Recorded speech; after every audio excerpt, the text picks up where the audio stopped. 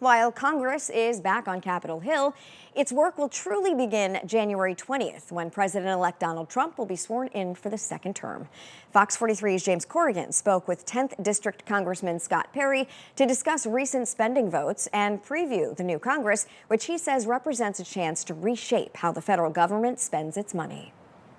Every dollar that we create here means that your purchasing power is less. That philosophy was a sticking point of why Congressman Scott Perry says he voted against the continuing resolution put forward by Speaker Mike Johnson in late December. This came despite vigorous backing of the bill by President-elect Donald Trump.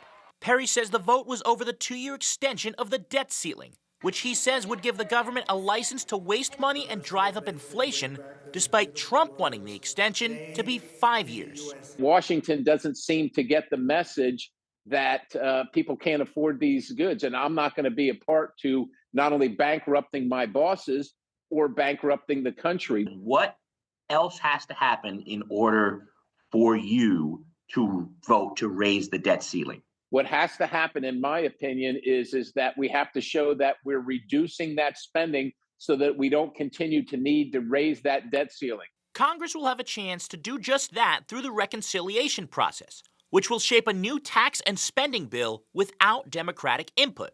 Republicans, though, differ on whether to add to the deficit or pay for new tax cuts put forward by the president-elect, as well as whether to tackle the border and taxes with a single bill, or whether to split the two.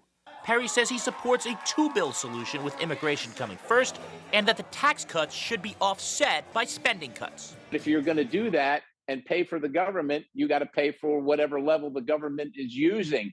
And the government right now is using too much. So when we're going to cut taxes or maintain the tax cuts that we have, we're going to have to right-size that spending. And with significant new tax cuts being proposed by Trump, the new Congress could have a significant task on its hands beginning on January 20th.